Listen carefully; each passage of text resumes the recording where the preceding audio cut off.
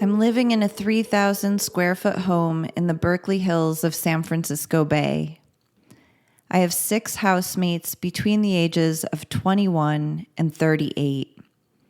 We have monthly meetings that govern how we want to live together. We're various combinations of students, teachers, programmers, body workers, and just trying to figure it out. Most of us are at least a little queer, and we're all dancers.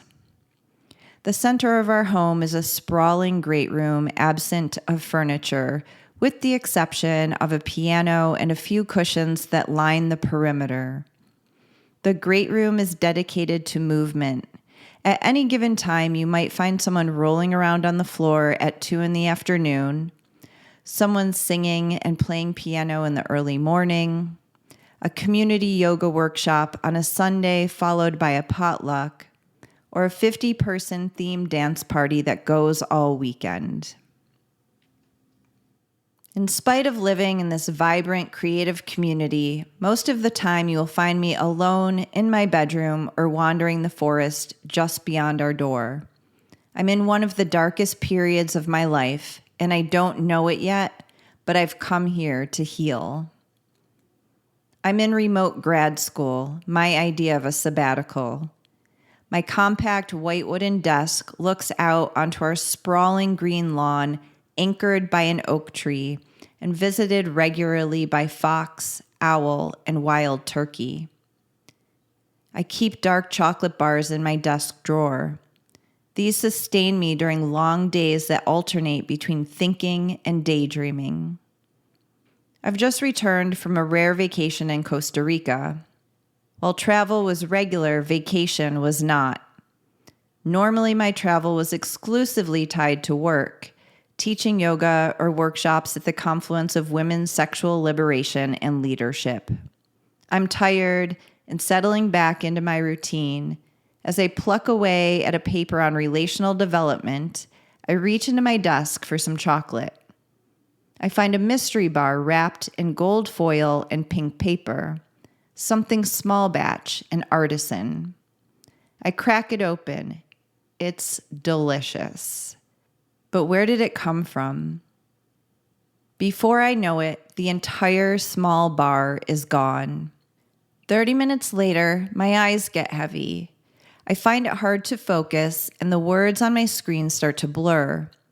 Suddenly, I remember exactly where that chocolate came from. It was a gift from a friend in LA.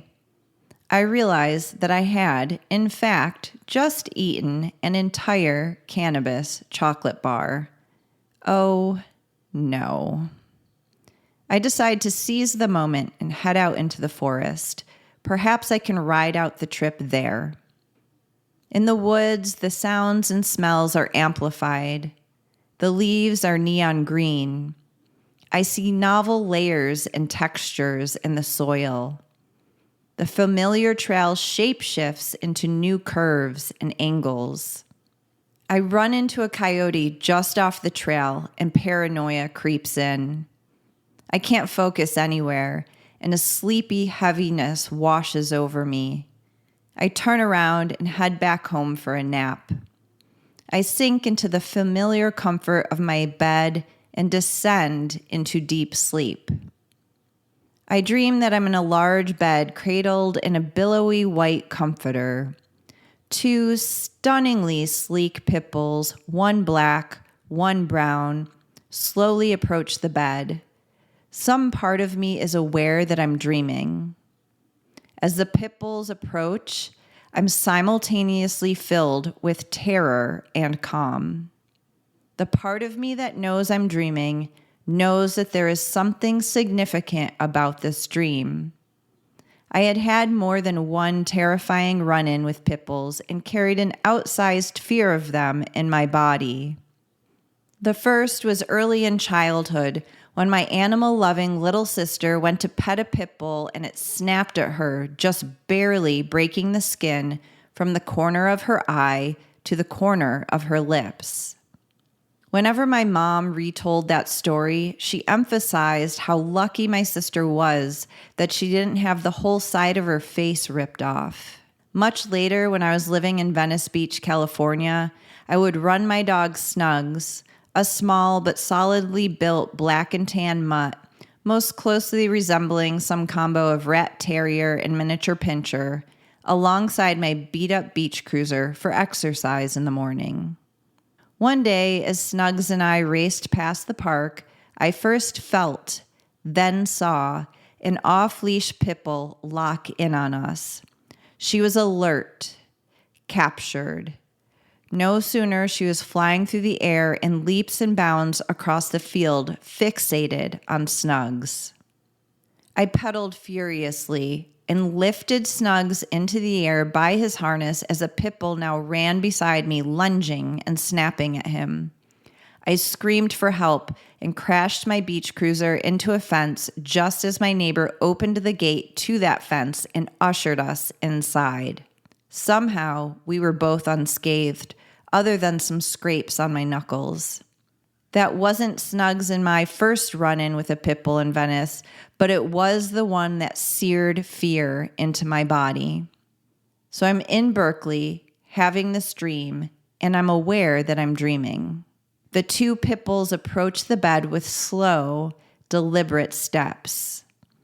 I'm talking myself down from a cliff of panic. Then they climb into bed on either side of me. First, I feel the power of their big, graceful bodies. Then they nestle in right next to me. I'm safe. My nervous system settles. Then they start to nuzzle their heads and noses against my hands.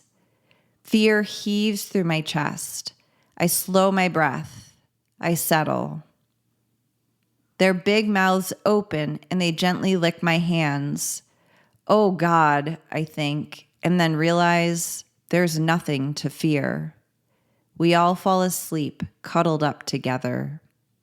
When I wake up hours later with the munchies and still pretty high, I recall my lucid dream. It felt significant. I gather myself to go upstairs to our communal kitchen for a snack. It's late afternoon and the house is dim and quiet. I sit at the kitchen table eating a bowl of cereal. Suddenly, a woman I had never seen before enters the kitchen from the shadows of the great room. A pit bull follows. I am no longer dreaming, albeit a bit stoned, and this is a large, real-life, in-the-flesh pit bull walking into my actual kitchen moments after I dreamed about pit bulls in my bed. This was the first and only dog I'd ever see at our home. Dogs were generally not welcome because we lived with an orange cat named Jake, and Jake did not care for dogs.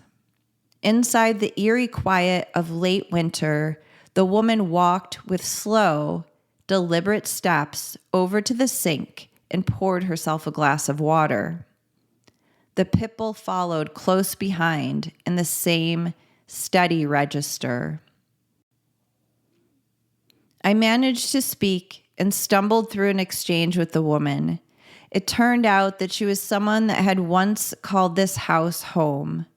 The woman and her animal turned around and slipped back into the great room. I sat at the kitchen table until the sun set and the room was dark. Thank you so much for listening. This is the audio version of Playground at the Edge, my written work on Substack. Find the full piece and subscribe at playgroundattheedge.substack.com. The link is also in the show notes.